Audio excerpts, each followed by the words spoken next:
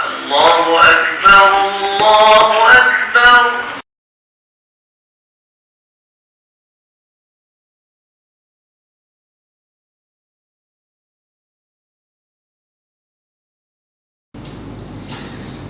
Assalamualaikum warahmatullahi ta'ala wabarakatuh. Alhamdulillahi rabbil alamin. Wassalatu wassalamu ala asyrafil anbiya'i wal mursalin wa ala alihi wa sahbihi ajma'in. Allahumma salli wa sallim ala sayyidina Muhammad wa ala ali sayyidina Muhammad. Al-Fatih lima uliqa wal khatim lima sabaqa. Nasirul haqqi bil haqqi wal hadi ila siratikal mustaqim. Qala rabbi shrah li sadri wa yassir li amri wahlul 'uqdatam min lisani yafqahu qawli. Subhanaka la ilma lana illa ma 'allamtana innaka antal 'alimul hakim. Wa la hawla wa la quwwata illa billahil 'aliyyil 'azim.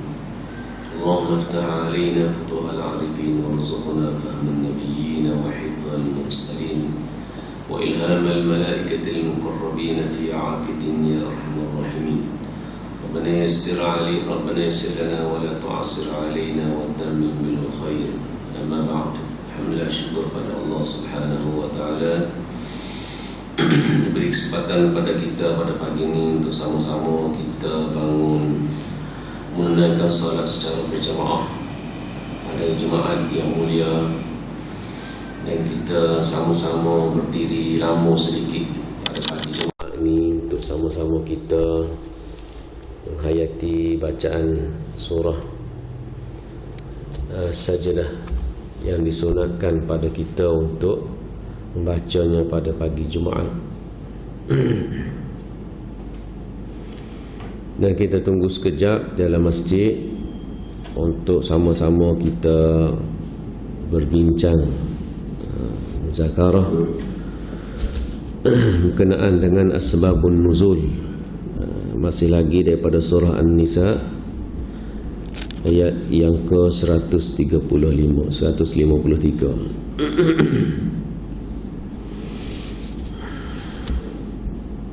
A'udzu billahi minasyaitonir rajim. Bismillahirrahmanirrahim. Yas'alaka ahlul kitab an tunazzila 'alaihim kitaban minas sama'. فقد سألوا موسى أكبر من ذلك فقالوا أرنا الله جهرة فأخذتهم الصاعقة بظلمهم ثم اتخذوا العجل من بعد ما تبين له من بعد ما جاءتهم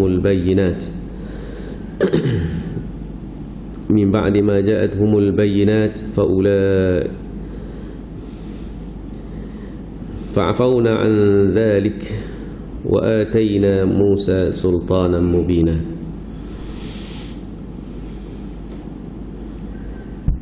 Mereka bertanya akan engkau, wahai Muhammad,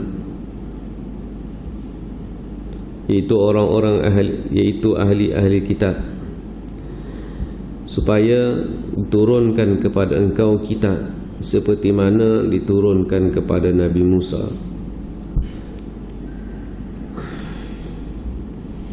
Faqad sa'alu Musa min qabl akbar min dhalik. Dan mereka telah pun meminta daripada Nabi Musa sebelum daripada itu lebih besar daripada permintaan yang diminta daripada kamu. Kemudian mereka berkata, Arinallaha jahrah, tunjuklah kepada kami Tuhan secara nyata. Dan mereka mengadakan patung anak lembu untuk sembahan mereka, setelah mana datang kepada mereka kebenaran, dan Allah Subhanahu wa taala telah mengampunkan mereka di atas kesalahan mereka, dan Allah Subhanahu wa taala memberikan kepada Nabi Musa sebuah kerajaan kekuasaan. Daripada Muhammad bin Ka'ab daripada Muhammad bin Ka'ab al-Qurazi menyatakan bahawasanya orang-orang Yahudi telah pun datang kepada Nabi SAW. Lalu dia berkata pada Nabi SAW, Inna Musa ja'ana bi kitab bit-Taurat. Sesungguhnya Nabi Musa telah datang kepada kami dengan kitab Taurat, dan juga ja'ana bil alwah, serta datang kepada kami dengan membawa alwah, iaitu lauh, lembaran-lembaran kitab Taurat. Fa'tina min indik, maka datangkanlah kepada kami daripada kamu, iaitu alwah ataupun kitab yang diturunkan kepada kamu untuk kami membacanya, hatta nusaddiquka, sehingga kami membenarkan risalah yang diutuskan kepada kamu dan kami beriman kepada kamu. Fa anzalallahu al-ayah. Daripada Muhammad bin Ka'ab menyatakan bahawasanya orang-orang Yahudi telah pun jumpa dengan Nabi SAW. Sesi perjumpaan Yahudi ni dengan Nabi ni banyak. Ada sama-sama masa orang Yahudi ni mari jumpa dengan Nabi secara tersendirian, ada mari secara berkumpulan. Mari jumpa, minta sesuatu dan bertanyakan sesuatu. Dan biasanya soalan yang dia tanya itu nak menguji sama ada Nabi boleh jawab atau tak boleh jawab. Ataupun dia minta dengan Nabi, Nabi boleh buat mari atau tidak boleh buat mari benda yang dia minta. Pertanyaan dia tanya, kalau kamu ni Nabi, jawab soalan. Kalau boleh jawab, baru kami benarkan kenabian kamu.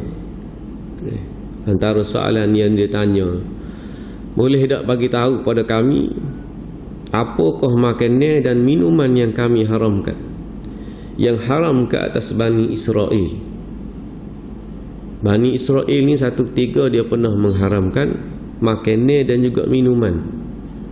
Satu sejenis makanan dan juga sejenis minuman, kerana dia berjanji, kerana dia janji kalaulah Allah Ta'ala boleh bagi kesembuhan kepada Nabi Ya'qub.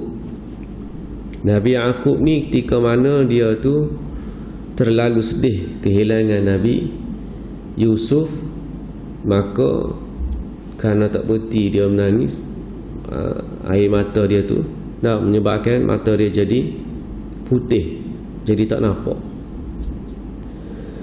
Jadi putih mata, jadi tak nampak. Dan Bani Israel pernah kata kalaulah mata Nabi Ya'qub ni, ayah dia ni sembuh, dia tak akan makan satu makanan dan juga minuman ni. Benda ni tidak dicerita oleh Bani Israel pada penduduk-penduduk di Madinah ketika mana sebelum kebangkitan Nabi Muhammad sallallahu alaihi wasallam. Kerana hak dia janji tu berlaku dan dia mengharamkan daripada apa yang halal. Lepas pada Nabi Yusuf suruh adik-beradik dia pergi bawa pakaian dia campur ke muka Nabi Ya'qub, maka lepas tu fartadda basira. Kita boleh baca dalam surah Yusuf. Nabi Yusuf suruh lempar baju tadi tak atas muka ayah dia. Lepas tu mata Nabi Ya'qub ni boleh tengok semula. Maka Bani Israel ketika tu dia kata, kita kena tunaikan apa yang kita janji, iaitu dia mengharamkan daripada memakai daging unta dan tidak akan minum daripada susu unta.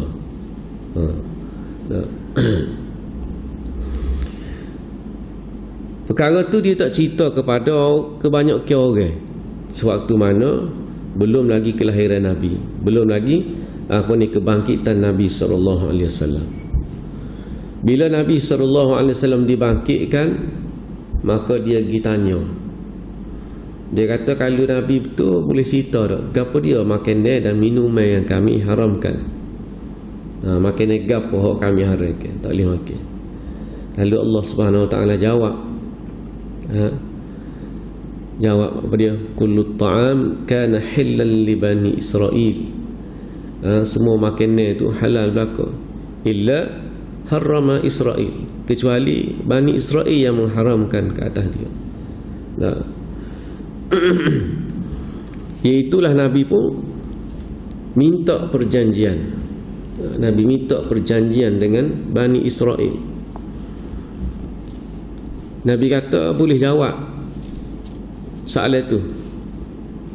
Nabi boleh jawab kerana Allah Ta'ala bagi tahu. Boleh jawab soalan itu, cuma Nabi minta. Dia kata boleh tak menjanji, buat perjanjian seperti mana kamu telah buat perjanjian dengan Nabi Yaqub depan Allah Subhanahu wa taala. Buat perjanjian depan Allah depan Nabi Yaqub. Perjanjian dengan Allah Subhanahu wa taala yang disaksikan oleh Nabi Yaqub. Perjanjian apa dia? Perjanjian untuk menjaga adik dia nama Binyamin. Binyamin ni adik kepada Nabi Yusuf seibu. Nabi Yusuf ni dia ada 12 adik-beradik. Kata riwayat dia 12, ada kata lebih pada 12. Sebab ada juga adik-beradik perempuan. Tetapi tidak seibu semua, tidak seibu sebapa. Dia ada 3 orang. Nabi Yaqub ni dia ada 3 orang isteri. Daripada seorang isteri ni ada Nabi Yusuf dan juga Binyamin. Jadi oleh kerana Nabi Yusuf ni moga adik-beradik dia ni janji dah nak jaga molek, tapi rupa-rupanya perjanjian itu adalah palsu, kerana dia memang niat nak bawa Nabi Yusuf untuk matlamat mula-mula nak bunuh, nak hilangkan daripada pandangan Nabi Yaqub, kerana mereka rasa Nabi Yusuf ni lebih disayangi oleh Nabi Yaqub.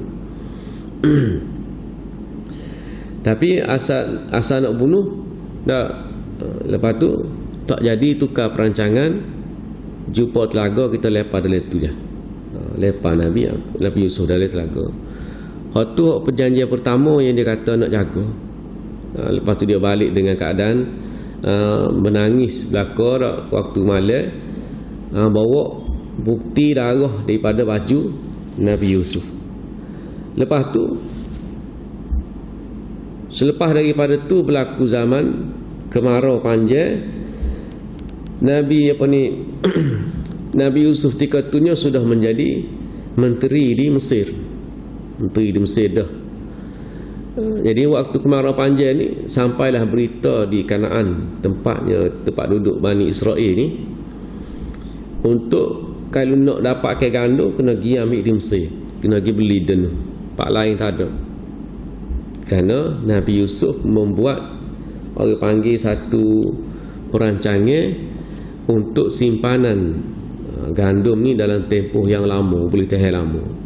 Diajar yang diwahyukan oleh Allah Subhanahu wa taala lagu mana nak buat gandum tu jadi tahan lama. Jadi terpaksa pergi ke Mesir.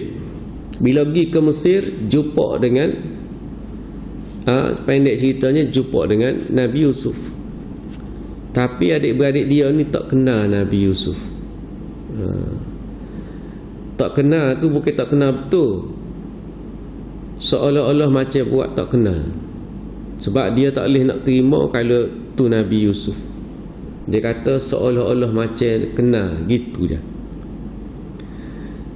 Nabi Yusuf pula tengok adik-beradik dia ni, dia kenal. Dia kenal adik-beradik dia. Tapi Nabi Yusuf buat tak tahu. Sebab dia tengok riak adik-beradik dia ni, seolah-olah macam tak kenal dia. Lalu mudahlah dia buat perancangan. Apa dia?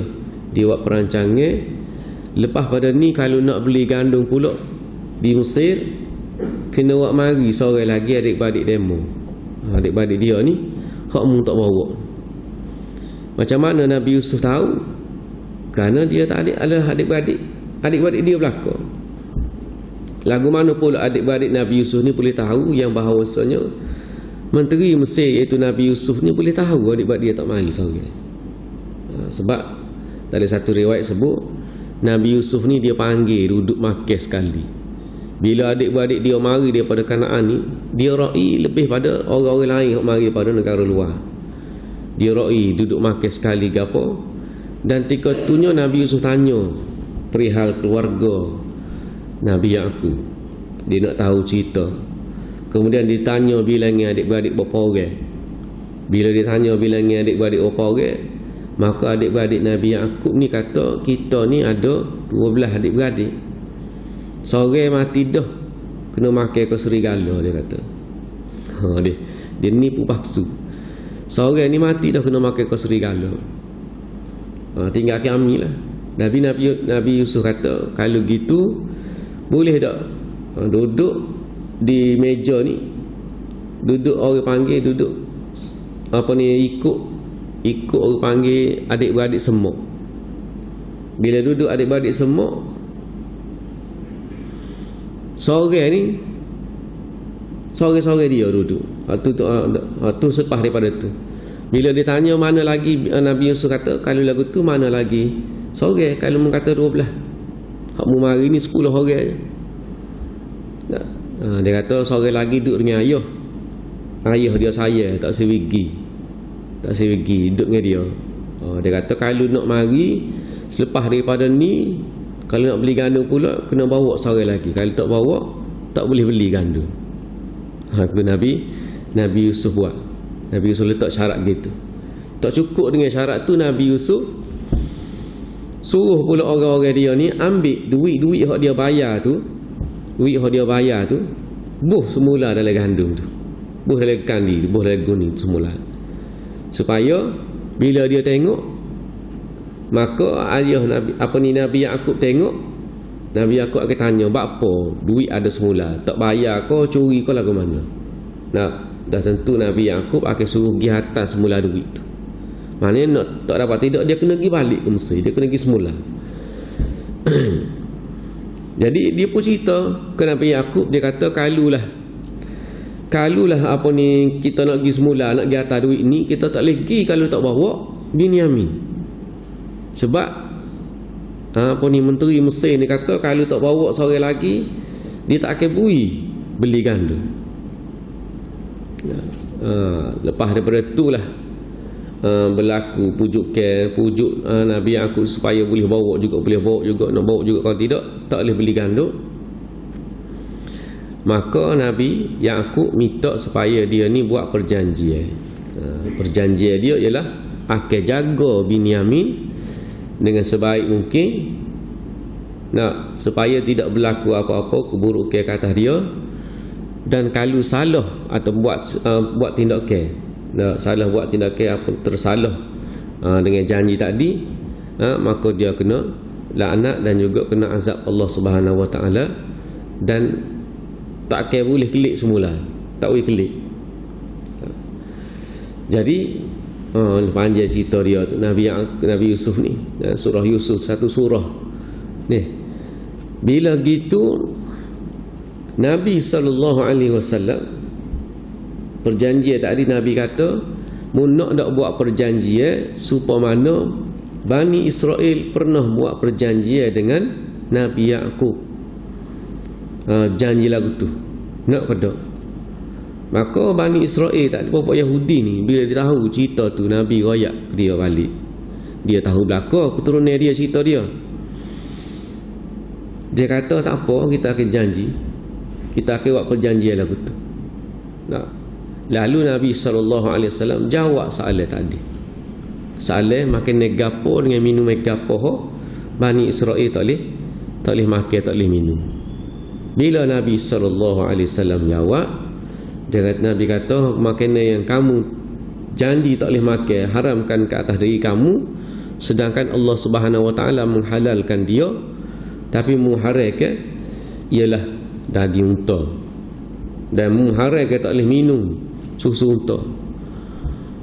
Lepas daripada tu Bani Israel pun tak beriman supaya tolong juga. Nak ayatnya ke kepalanya Bani Israel ni, dia tanya sebenarnya nak pelepah. Kalau Nabi tak boleh jawab, dia akan kata ni bukan Nabi, dan kami tak akan beriman sebab dia bukan Nabi, dia tak boleh jawab soalan. Tu Bani Israel. Dia nak perangkap Nabi SAW. Kalau dia kata kalau Nabi boleh jawab, dia buat mari helah lain pula. Jadi supalah juga dengan hak ni, dia mari jumpa dengan Nabi SAW. Dia kata Nabi Musa ni Allah Ta'ala beri kitab direct, dan di kitab tu sudah tertulis Taurat, tertulis daripada Taurat. Hak ada tulis dah, tidak ditulis oleh manusia. Bila Nabi Musa dapat ni, ketika mana Nabi Musa pergi bermunajat, lepas daripada lari daripada Fir'aun, selamat daripada Fir'aun, berkumpul di satu tempat. Lalu Allah Subhanahu Wa Taala panggil Nabi Musa untuk bermunajat. Bila Nabi Musa pergi bermunajat, 30 hari tinggal pada Nabi Harun, tinggal pada abang dia Nabi Harun. Nabi Harun ni adik-beradik dengan Nabi Musa. Nah, sebab Nabi Musa minta dengan Allah Ta'ala supaya beri juga kepada Nabi Harun ni kenabian. Lantik juga Nabi Harun ni jadi Nabi, kerana Nabi Musa ni dari segi percakapan dia ni, dia tidak petah. Dia tidak petah. Nabi Musa kata, la rabbi syrah li sadri wa yassir li amri wa hlul 'uqdatam min lisani yafqahu qawli. Tu doa Nabi Musa. Kita duk baca tu, doa Nabi Musa. Lepas pada tu Nabi Musa sebut wa ja'al waziran min ahli Harun akhi. Minta seorang lagi jadi wazir aku, jadi pembantu aku, iaitu Harun. Harun akhi, adik-beradik aku. Lalu Allah Ta'ala utus juga Nabi Harun sebagai Nabi. Tu. Sebab tu Allah Ta'ala, bila Allah Ta'ala arah kepada Nabi Musa, izhaba ila Fir'aun. Izhaba ni dalam maksud pergilah kamu dua orang, iaitu Nabi Musa dengan Nabi Harun. Lalu mereka tetap juga tidak beriman. Dia kata Nabi Musa ni Allah Ta'ala buat mari beri kepada dia kitab Taurat, dan juga dalam bentuk alwah, lauhun. Lauhun ni satu lembaran, kalau banyak dia panggil alwah. Kita jumpa dalam surah fi lauhim mahfuz, pada lauh, iaitu satu lembaran. Kalau dua lembaran dia panggil lauhan. Lauhan dua. Kalau tiga alwah. Dia banyak, dia panggil jamak taksir. Dia bahasa Arab ni dia ada mufrad, musanna, jamak. Terjumpa dalam Al-Quran banyak. Ada mufrad, ada musanna, ada jamak. Maka dia kata, bawa datanglah kepada kami kitab seperti mana yang dibawa kepada Nabi Musa. Kamu kata Al-Quran, kamu duk dakwa tu Al-Quran, Allah Ta'ala beri kepada kamu Al-Quran, Allah Ta'ala wahyukan kepada kamu Al-Quran. Mana dia Al-Quran tu, nak tengok. Mana sebuti kitab buat mari sini. Ni. Lalu Allah Ta'ala sebut faqad sa'alu Musa akbar min dhalik. Hak dia minta dengan engkau wahai Muhammad, kitab tu tak besar lagi. Sebab apa? Bani Israel ni dia minta dengan Nabi Musa ni hak besar lagi. Besar lagi pada tu. Selain daripada dia minta perkara-perkara lain, nak makan minum, minta dengan Nabi Musa juga.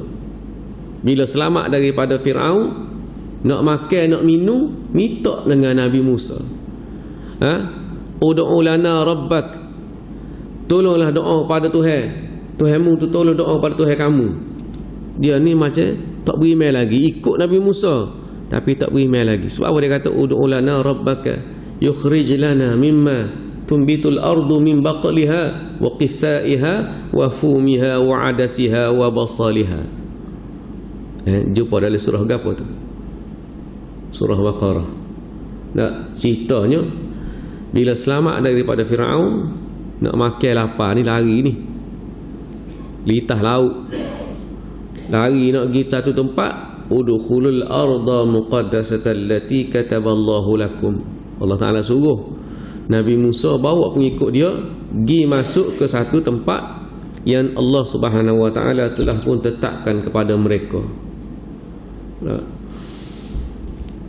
Jadi duduk tengah jalan mitok makanan, buat tubik lah, mitok lah dengan Tuhan ni, biar buat tubik pada kami ni daripada bumi ni makanan.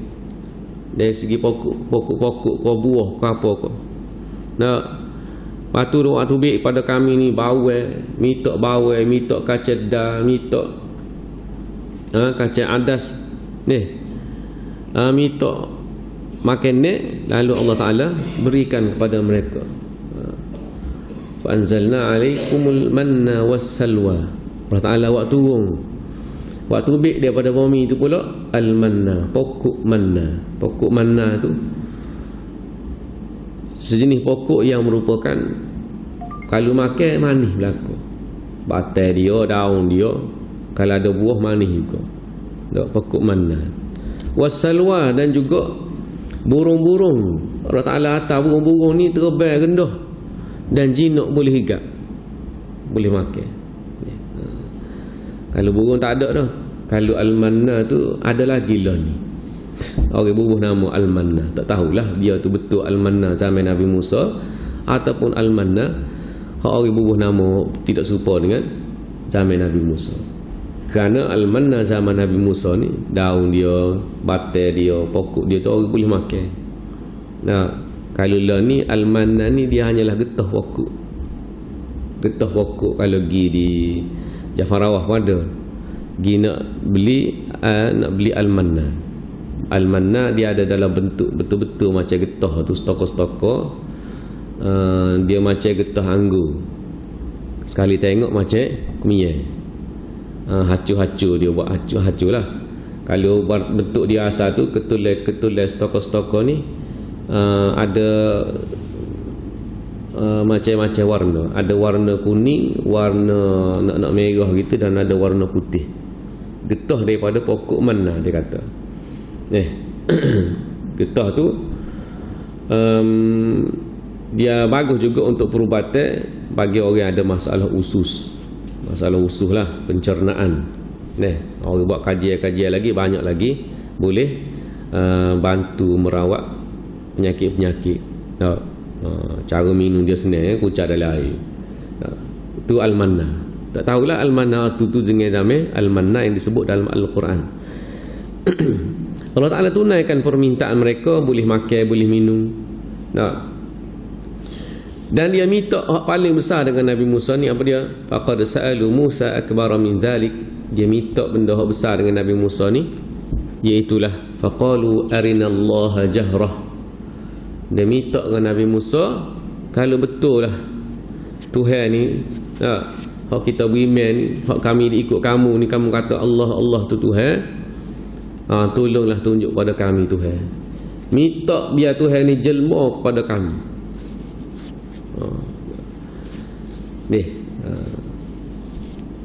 Sebab apa?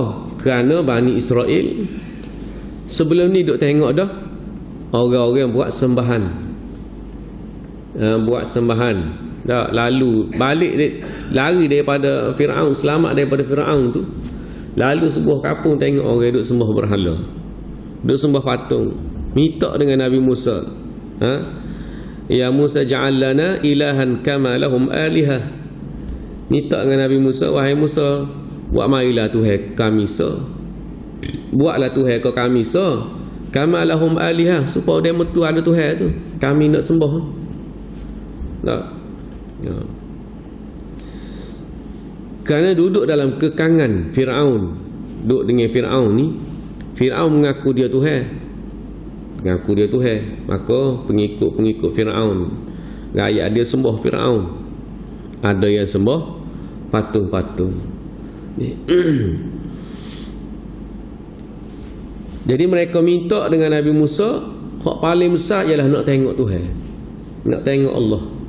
Jadi Allah Ta'ala sebut pada Nabi, tak peliklah kalau dia minta dengan kamu sekadar nak Al-Quran, nak tengok kitab. Kalau pokok dia dulu minta nak tengok Allah, minta nak tengok Allah. Dan mereka sepeninggalan Nabi Musa, bila Nabi Musa pergi bermunajat, dia buat pula patung berhala. Buat patung berhala pula. Kepala pengat dia Samiri ni, Samiri kumpulkan bahan logam, barang emas dan sebagainya untuk dia buat patung. Dan patung yang dia buat ni pula, bila mari angin, kena angin, bunyi tubik suara. Allah Ta'ala sebut ajla ja'ala lahu ajlan jasadan lahu khuwar. Pada binatang tadi, lembu tadi, jasadan lahu khuwarun, mana bila ada angin tubik suara, keluar suara. Dan ada kata pula Samiri ni sendiri pun dia ni adalah ahli sihir. Dia ahli sihir, ahli sihir, dan dia buat lembu tu boleh mengeluarkan suara. Ada pendapat kata syaitan pergi duduk di berhala tadi dan bercakap, kecek pula. Dan Samiri kata kepada dia, inilah Tuhan kamu, Tuhan kepada Nabi Musa. Ya, Nabi Musa doyak selama ni, inilah Tuhan dia. Maka sembahlah. Pakat sembah belaka. Sebahagiannya sembah, sebahagiannya tak sembah kerana mengikut dengar kata Nabi Harun. Nabi Harun kata jangan.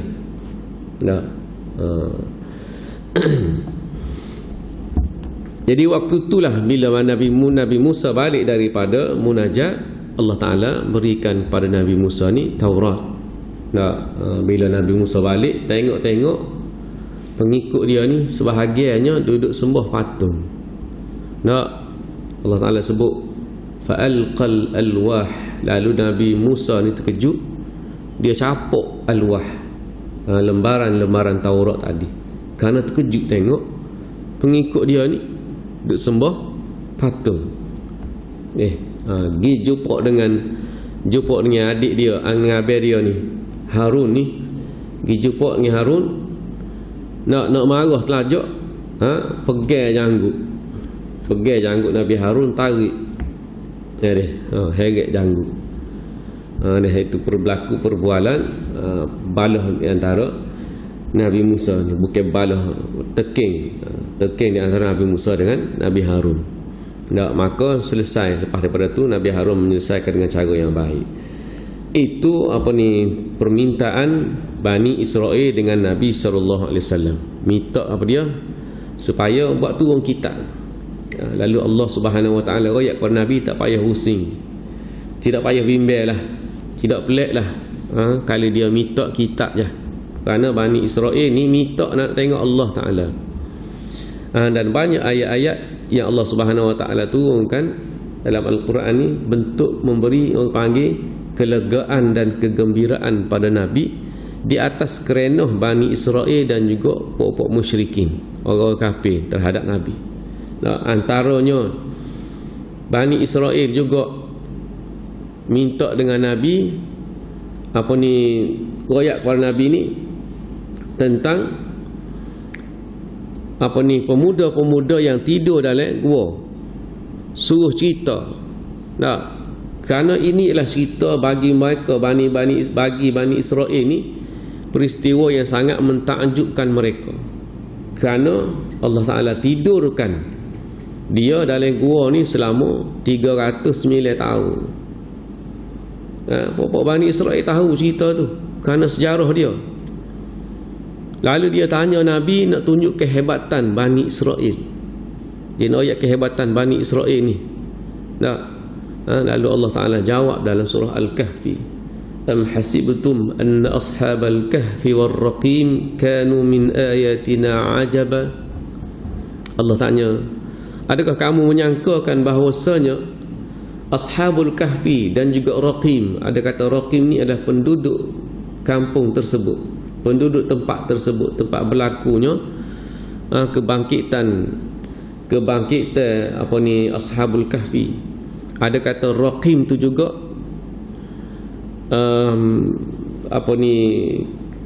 binatang yang bersama dengan puak-puak Ashabul Kahfi. Kanu min ayatina ajaba. Adakah kamu menyangkakan Ashabul Kahfi dan Raqim itu ialah mereka semua itu adalah daripada tanda-tanda kami yang sangat mentakjubkan? Allah Ta'ala royak kepada Nabi supaya jawab pada mereka ni, adakah kamu rasa takjub dah setara tu? Setara tu rasa takjub dah. Sedangkan itu semua adalah hasil daripada Allah Subhanahu Wa Ta'ala. Hijau Allah Ta'ala belaka. Kalau setakat nak bangkitkan, nak tidurkan 309 tahun dan bangkitkan semula, tak pelik bagi Allah Subhanahu Wa Ta'ala. Apa lagi nak bangkitkan daripada yang telah hancur, tak ada, mati dah. Mati hancur lebur, tak ada satu dah. Fa idza kunna 'idhaman wa rufatan. Bila musyrikin tanya, kalau kami ni jadi tulang, hancur jadi debu dah belaka, adakah kami dibangkitkan semula? Jadi tak belik bagi Allah Subhanahu Wa Ta'ala. Kalau hak hancur tak ada dah, tak boleh nak kesal dah. Kalau panggil forensik pun tak boleh nak kesal dah. Manusia ke tulang sisa gap dia ni. Kalau jupuk macam kerangka tu, seolah-olah macam kerangka orang. Tapi tak boleh nak set dah, nak detect dah. Nak tanya orang gali kubur dah. Dalam kubur ni, kalau hak lama-lama dah, tempat sipar tu, tanah yang digali tadi dia rapuh situ. Kalau dia cakap dia bunyi buruh-buruh tanah dia tu, dan ada kesel hitam situ. Nak tulang tempat tulang telah hancur dah. Setara tu forensik boleh lagi. Tapi kalau tak ada ke satu dah, tak ada apa dah, Allah Ta'ala boleh bangkit semula. Jadi tak pelik dengan Ashabul Kahfi. Sebab tu Allah Ta'ala tanya, am hasibtum anna Ashabal Kahfi wal Raqim kanu min ayatina ajaba. Adakah kamu sangka Ashabul Kahfi ni satu tanda yang takjub dah bagi kamu sehingga kamu nak tanya Nabi tu, suruh Nabi jawab? Dan kamu rasa macam seolah-olah Nabi tak boleh jawab. Bila ditanya 3 soalan tentang Ashabul Kahfi, tentang seorang pemuda, seorang raja yang mengelilingi 1/3 dunia, dan juga tentang ruh. Hak ni soalan ni puak-puak musyrikin pergi tanya Bani Israel, pergi tanya pendeta-pendeta Bani Israel, pergi tanya di Madinah. Bila dia pergi negara singgah di Madinah tu, tanya dia, ni seorang Nabi, dia kata dia Nabi. Jadi pendeta tu kata, kalau dia tu Nabi, mungkin tanya 3 soalan ni. Kelik tanya soalan ni, cerita dia tentang pemuda-pemuda yang tidur dalam gua, biar dia cerita. Dan tanya tentang seorang yang mengelilingi 1/3 dunia, dan tanya dia soalan tentang ruh. Tanya dia soalan tentang ruh. Jadi Allah Ta'ala jawab dalam surah Kahfi. Awal-awal lagi Allah Ta'ala kata, am hasibtum anna ashabal kahfi wal raqim kanu bi ayatina min ayatina ajaba. Adakah kamu sangka Ashabul Kahfi dan Raqim ni adalah sebahagian mereka tu adalah daripada tanda-tanda kami yang sudah takjub bagi kamu? Tak pelik. Nabi boleh jawab lebih pada tu lagi. Nabi royak yang Nabi mari daripada Allah Subhanahu Wa Ta'ala lebih pada tu lagi. Tetapi Bani Israel ni bila mana datang pada mereka kebenaran, falamma ja'ahum bil bayyinat qalu hadza sihrun mubin. Bila mari kebenaran, puak musyrikin ko, ahli kitab ko, dia tolak. Kenapa? Tak saya terima kebenaran tadi, dan mereka helah dengan kata sihir. Ini sihir ni. Kalau puak musyrikin kata pula, ni tukar tilik. Ni tukar tilik. Ni pun kata dia tu gila dah tu, mengaku kosi. Tetapi semua tu terbukti apabila ramainya pengikut-pengikut yang ikut Nabi, ikut Nabi, sehingga menjadi mereka ni rasa terancam. Musyrikin di Mekah rasa terancam, dan mereka bertindak untuk membunuh Nabi, nak serai pula Nabi. Itu asbabun nuzul. Bila mana mereka ni jumpa dengan Nabi, kita tanya soalan. Ayat yang seterusnya, a'udzubillahi minasyaitonir rajim. Lakin ar-rasikhuna fil ilmi minhum wal mu'minuna lakin ar-rasikhuna fil ilmi minhum wal mu'minuna yu'minuna bima unzila ilaik wa ma unzila min qabl والمقيمين الصلاة والمؤتون الزكاة والمؤمنون بالله واليوم الآخر أولئك سنؤتيهم أجرا عظيما. Akan tetapi Rasul, akan tetapi orang-orang yang rasikh, orang-orang yang beramal dengan ilmu dia, ar-rasikhuna fil ilm, orang yang beramalkan dengan ilmu dia, yang amanah dengan ilmu dia di kalangan mereka, iaitu di kalangan Bani Israel, serta orang-orang yang beriman pada apa yang diturunkan oleh Allah Subhanahu wa taala daripada kitab Taurat, kitab Injil, kitab Zabur sebelum daripada itu, dan mereka yang mendirikan salat serta menunaikan zakat, serta orang-orang yang beriman kepada Allah dan juga hari kiamat, mereka itu akan dikurniakan, diganjarkan oleh Allah Subhanahu wa taala dengan ganjaran yang sebesar-besarnya. Sebab nuzul daripada ayat ini pula, daripada Ibn Abbas meriwayatkan bahawasanya turunnya ayat ini kepada Abdullah bin Salam. Turunnya ayat ini kepada Abdullah bin Salam dan sahabat-sahabatnya yang mana mereka ini telah pun meninggalkan agama mereka dan masuk memeluk agama Islam, wa dakhalu fil Islam, dan masuk agama Islam. Dan mereka membenarkan daripada apa yang diturunkan oleh Allah Subhanahu wa taala kepada Nabi Muhammad sallallahu alaihi wasallam. Ayat ini ditujukan kepada, kata Ibn Abbas, kepada Abdullah bin Salam. Sebelum ni tersebut dah Abdullah bin Salam dak mari jumpa untuk nyatakan kepada Nabi yang dia ni beriman. Abdullah bin Salam dengan sahabat dia mari jumpa dengan Nabi. Maknanya geng-geng tok lebah di kalangan Bani Israel, Yahudi ni, hak orang panggil beramal dengan ilmu, hak beramal dengan ilmu, yang beriman betul-betul, yang tidak seleweng daripada agama dia.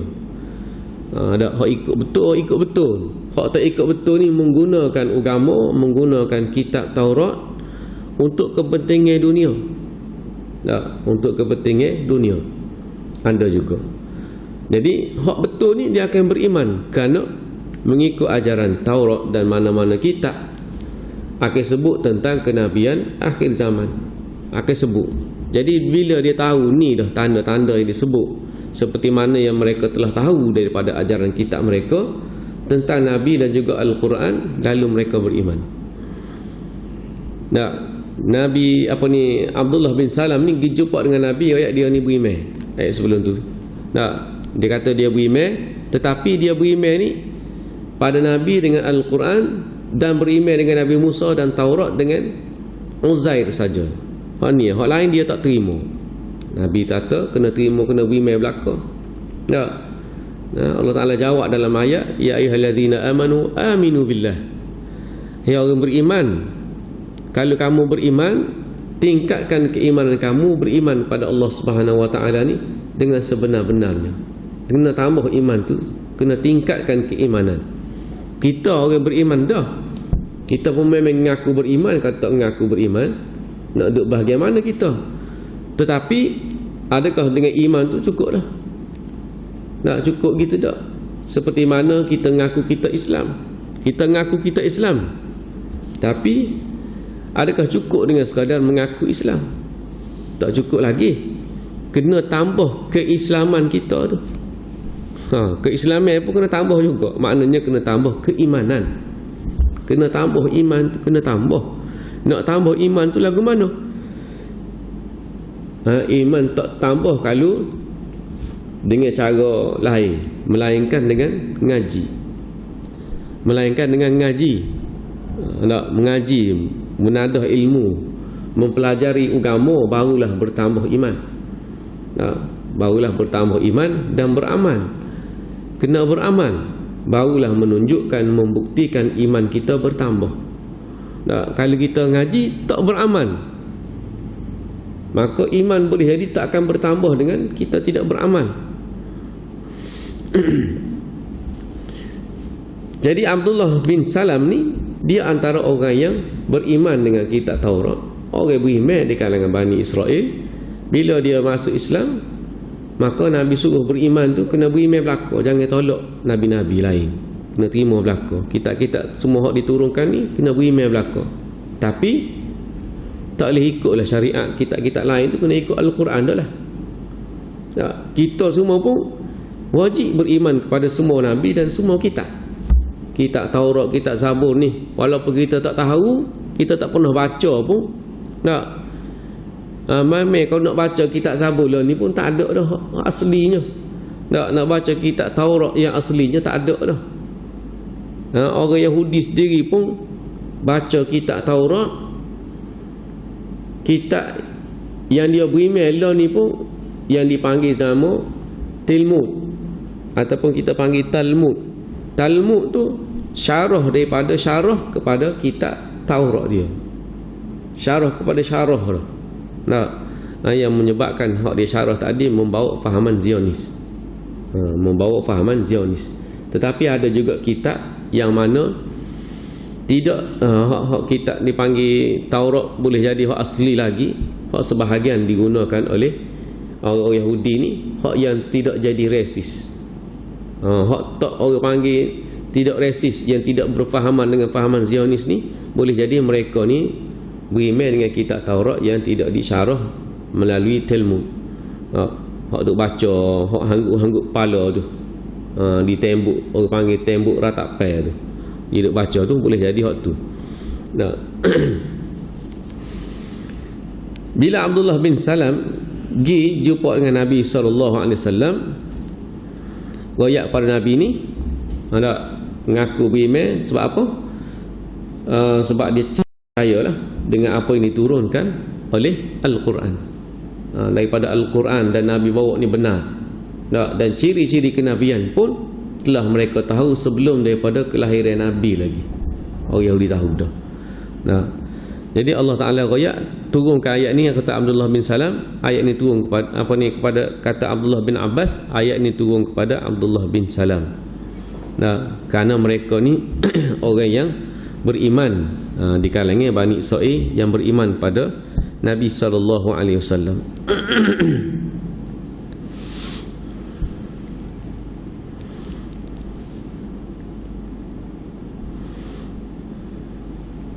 Kemudian daripada Ibnu Jurayj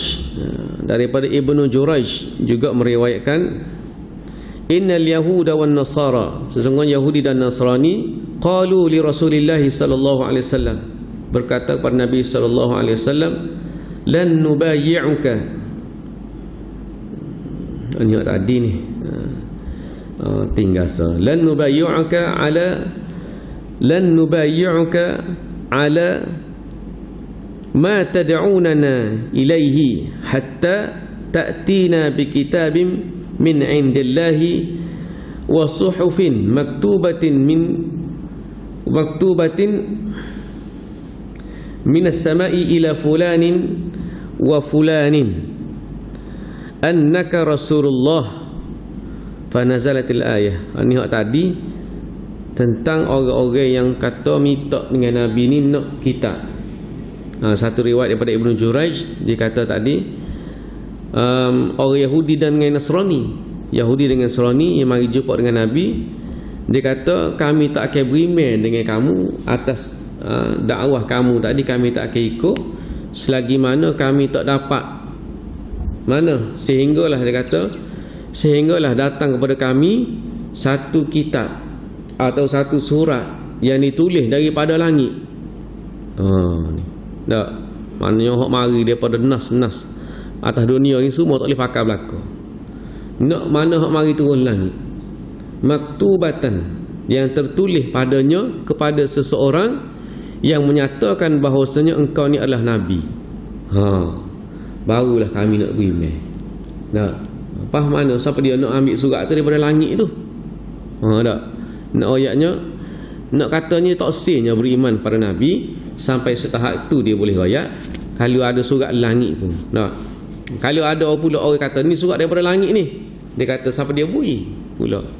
Jadi kata lagu tu pula, kerana semua yang dia buat ni ialah alasan dia ialah bukan alasan nak beriman, alasan nak menjauh daripada Nabi sallallahu alaihi wasallam, alasan nak berpaling daripada ajaran Nabi sallallahu alaihi wasallam.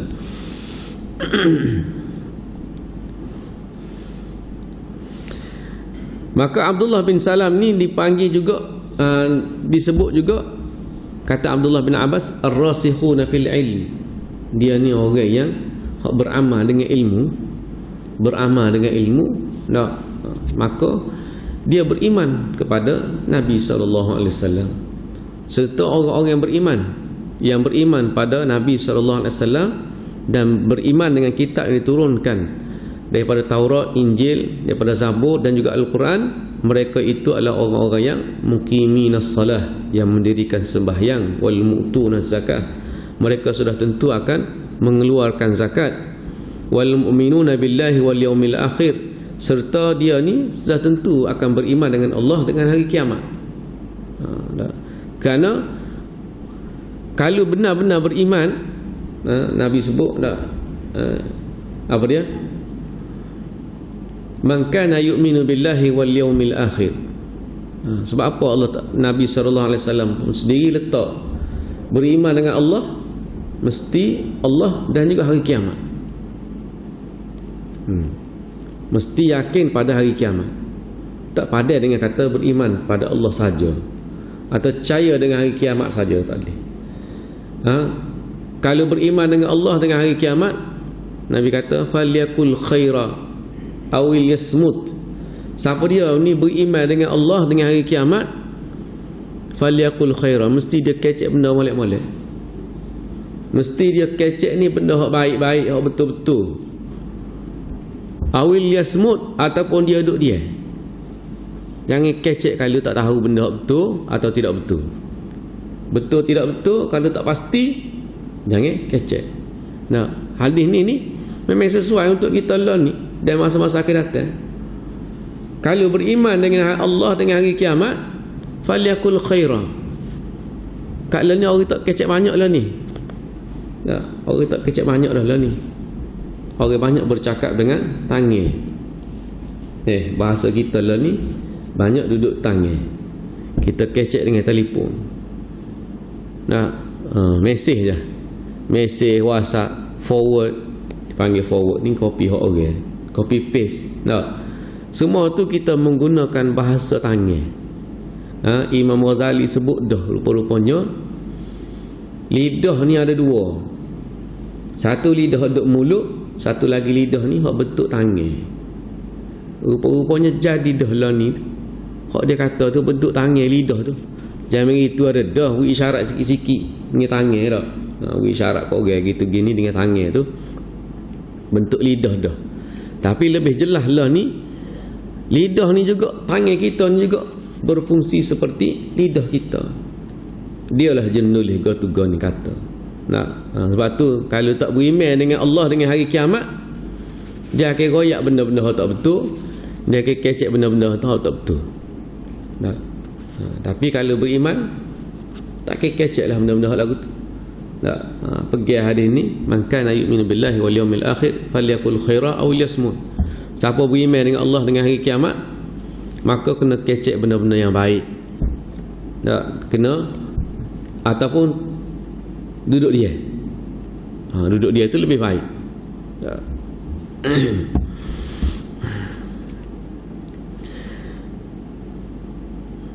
Jadi orang yang beriman pada Allah, beriman pada hari kiamat, beriman pada kitab-kitab dan juga semua nabi-nabi. Itu yang disebut dalam riwayat daripada Ibnu Abbas tentang ayat ni. Sekadar itulah dulu untuk pagi ni. Yang baik daripada Allah Subhanahu wa taala, yang kurang dalam mahtu pada dia sendiri. Aqulu qawli hadza astaghfirullah li wa lakum. Assalamualaikum warahmatullahi taala wabarakatuh.